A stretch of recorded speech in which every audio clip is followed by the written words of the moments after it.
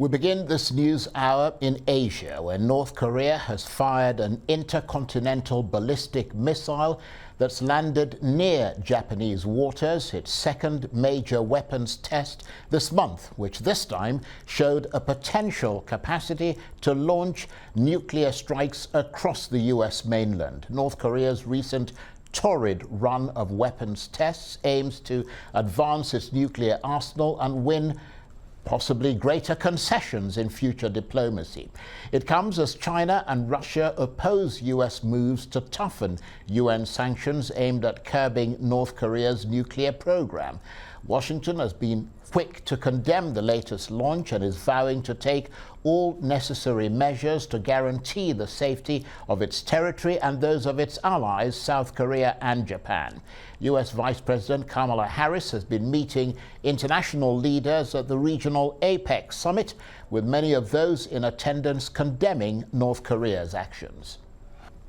We strongly condemn these actions, and we again call for North Korea to stop further unlawful, destabilizing acts. On behalf of the United States, I reaffirm our ironclad commitment to our Indo-Pacific alliances. Together, the countries represented here will continue to urge North Korea to commit to serious and sustained diplomacy. I want to thank these leaders for ongoing discussions in this regard. North Korea, since the year started, has launched more than 50 ballistic missiles. This is an unprecedented high frequency of repeated launches, and this current launch, we cannot allow this at all. Today, from those us who have gathered today, we condemn this launch with the strongest words possible and show our resolute stance on this.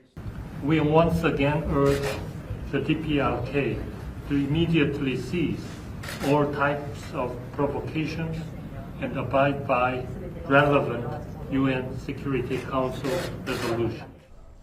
Meanwhile, China has called for dialogue over the Korean Peninsula, saying such talks would be in the interest of the international community.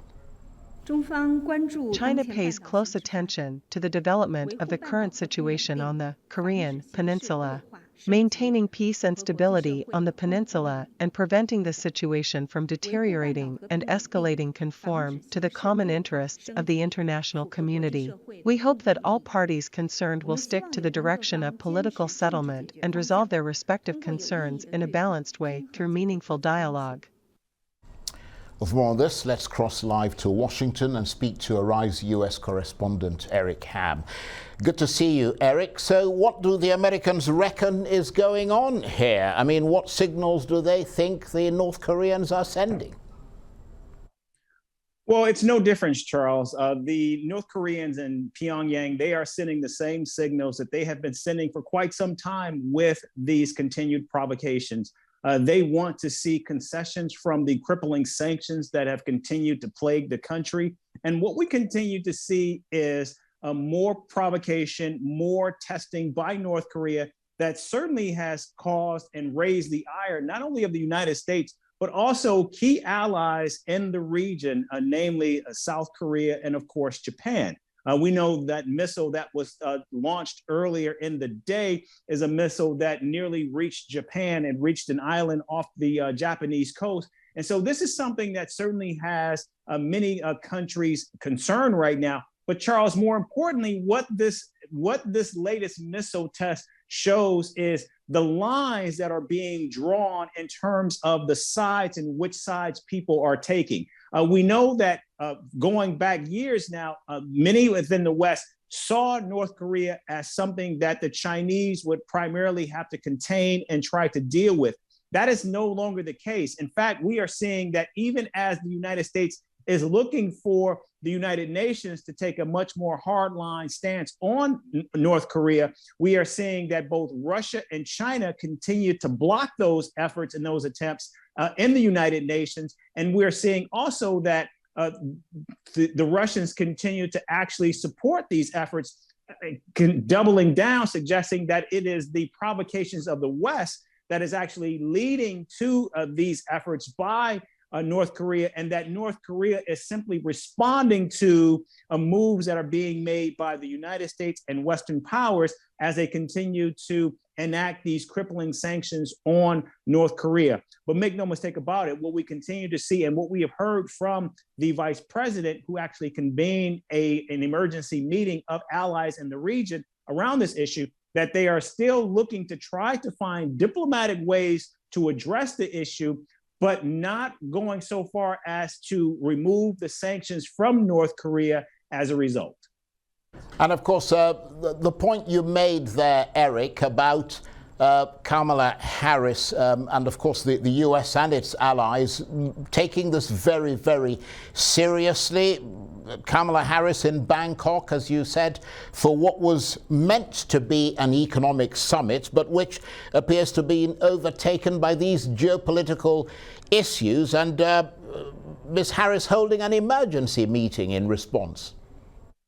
Yeah, that's right. And again, what we're seeing here is the United States using not only its convening power, but also its desired hope to try to stave off any ongoing tensions or escalating these rising tensions. But Charles, this is certainly deeply concerning, particularly for the United States, as we see that now the intelligence community has determined that this latest missile launch suggests that these are missiles that can now reach anywhere in the continental United States.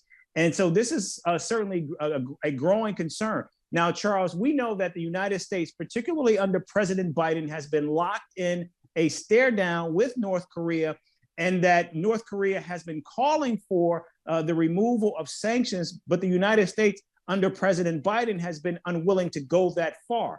And so we know that under his predecessor, Kim Jong-il, typically when you would see these types of provocations, there would typically be a response from the international community that either involved economic or food relief, or the relief of these sanctions. But right now, the United States and the West remains clear they are willing to come to the table with North Korea, but not actually removing the sanctions as a justification for any ongoing or beginning talks with the United States.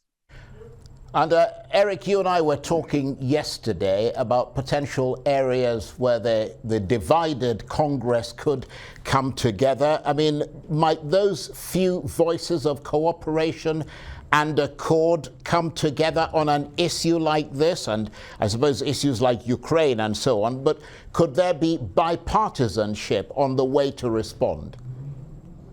Well, Charles, that would be very tricky because, again, we know that under this incoming Congress or this incoming House of Representatives, we're talking about Republicans who are still show a fealty to the former President Donald Trump. We know Donald Trump held those summits with Kim Jong-un, and he believes that there was a very close relationship. So I think this might be an area where we might see Republicans try to gain a political advantage, suggesting that somehow what we're seeing now under Kim Jong-un is very different than what we saw with Kim Jong-un under former President Donald Trump, that there was not this menace or these provocations, and that they might be unwilling to work with the Biden administration. In fact, might attempt to try to find a way to embarrass the Biden administration as a result of these ongoing provocations. And so I think this is an area where we might not see a willingness to work together. China, perhaps, I think, is a different issue because we know that this is a Republican Party that takes its cues from Donald Trump. And we know Donald Trump and China certainly had their issues. And I think that's an area where there might be a willingness to work together, perhaps not so far on North Korea. So I suppose the big question, Eric, is apart from condemning that missile launch in the strongest terms, what can the Biden administration actually do about it? Well, what we saw when there was a recent missile test by North Korea, we saw the United States re-emerge with South Korea on those military drills and exercises. We also saw missile tests of its own from the United States and its allies. And so I think what this could lead to is increasing provocation between the two camps, again, with the United States making clear that it will take not only its national security, but the national security of its allies very seriously, even if it means a willingness to engage in military confrontation.